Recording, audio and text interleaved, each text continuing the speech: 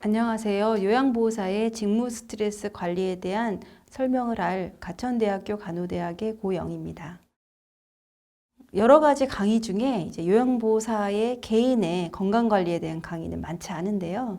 가장 중요한 것은 요양보호사의 안전, 그 다음에 요양보호사가 느낄 수 있는 스트레스의 관리입니다. 그래서 이번 2시간에 걸쳐서는 직무 현장에서 느끼는 스트레스가 어떤 특성이 있으며 어떻게 관리해야 좋을지에 대해서 충분하게 얘기를 나누고 교육할 시간을 가져야 됩니다. 이 교과목은 2시간에 걸친 강의 교과목이고요. 요양보호사의 직무 스트레스 관리라는 제목으로 운영될 예정입니다.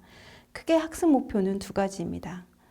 직무 스트레스가 무엇인지를 이해하고 소진을 설명할 수 있다라는 부분이고요. 이 부분은 이제 강의에 앞서서 일반적인 직무에서 나타날 수 있는 스트레스 요인들, 그 다음에 요양보호사가 처해 있는 직무 상황에서 나타날 수 있는 직무 특성들을 좀 비교하면서 설명할 필요가 있습니다. 요양보호사가 근무하고 있는 현장이 굉장히 다양합니다. 시설도 있고 재가도 있고 그렇습니다. 그래서 다양한 현장에서 경험할 수 있는 직무 특성들을 사례를 들어서 좀 설명하는 것이 굉장히 중요합니다. 가장 큰 직무 스트레스 요인으로는 업무로 업무가 많아지거나 또는 신체적 노동이 있을 수 있습니다. 그다음에 재가의 경우에는 대상자 집에 가기 때문에 여러 가지 원치 않은 요구들을 요청받고 해결해야 될 부분들의 직무 스트레스 상황에 처할 수 있고요. 더불어서 본인들이 의사결정을 할 때 있어서 재가에서 혼자 근무를 하게 되면 본인의 자율성이나 업무의 모호성을 위해서 경험하게 되는 많은 스트레스가 있을 수 있습니다. 반면에 시설에 있는 요양보호사분들은 같이 의사결정을 할 수 있는 동료들이 굉장히 많이 있죠. 이 시설에서 요양보호사가 겪을 수 있는 스트레스 상황은 동료 간의 갈등이 초래될 수 있는 상황이 더 많다라는 겁니다. 그래서 요양시설에서 근무하는 직무 스트레스, 요양보호사의 직무 스트레스를 좀 파악하기 위해서는 돌봄 제공자, 대상자 특성도 좀 파악하는 게 중요하고요. 동료 간에 일어나는 여러 가지 스트레스 상황들을 올바로 이해하는 것들이 중요합니다. 더불어서 우리가 스트레스로 나타날 수 있는 여러 가지 정신적인, 심리적인 특성들을 좀 알려드려야 되는데요. 대표적인 게 소진입니다. 정서적으로 힘들어짐을 얘기하고요. 더불어서 나타날 수 있는 것들은 우울을 말씀드릴 수 있습니다. 그래서 자세하게 직무 스트레스로 나타날 수 있는 여러 가지 건강 결과, 신체적, 정신적, 사회적 결과들을 충분하게 설명드리고 우리에게 쉽게 확인할 수 있는 정서적인 결과인 소진들을 설명하시면 좋겠습니다.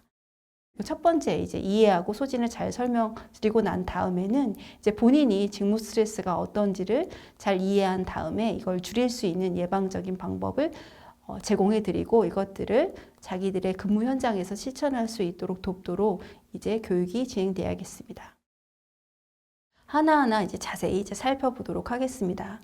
직무 스트레스와 소진의 내부에서는 직무 스트레스와 소진의 정의, 그리고 직무 스트레스의 요인이 무엇인지와 이로 나타나는 다양한 영향들, 그 다음에 소진, 직무 스트레스, 우울증의 조기 발견을 위한 사정 방법들을 강의하게 됩니다.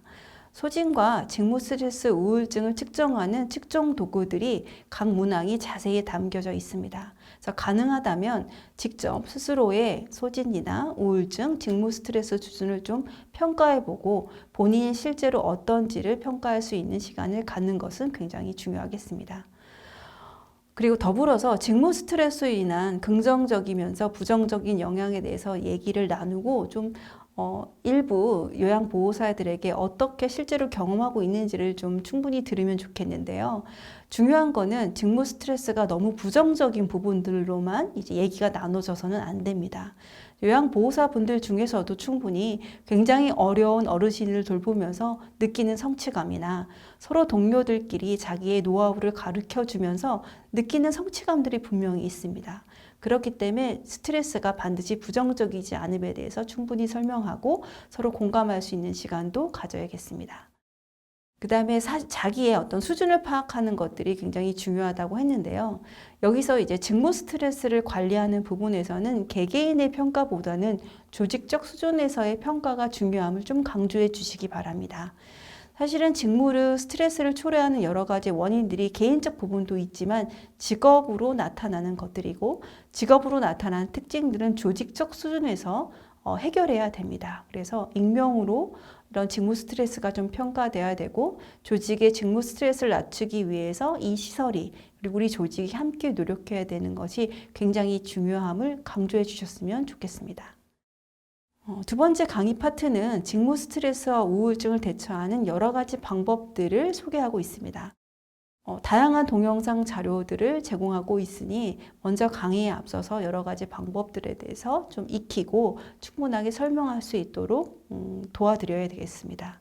더불어서 예방과 증상 완화를 위한 자기관리 방법에서 자기의 건강 증진 실천 방법, 식사, 운동과 더불어서 개개인의 여러 사람들과 대화에 있어서의 스트레스를 줄이는 방법들에 대한 사례도 이제 제시하고 있습니다.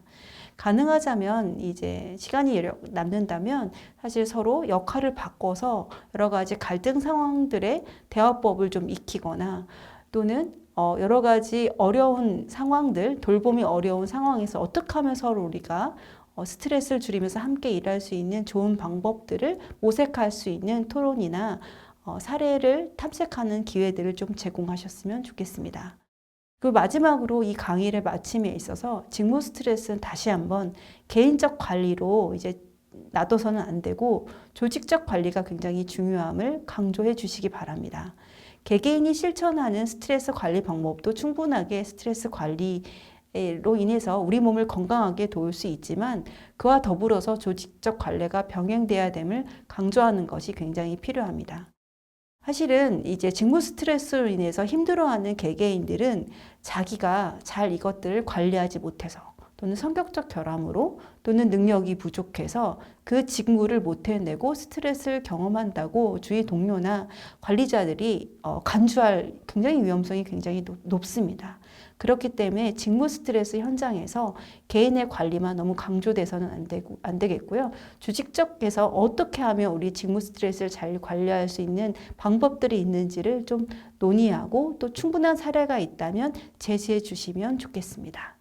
지금까지 요양보호사의 직무 스트레스 관리의 강의 방법에 대해서 안내드렸습니다.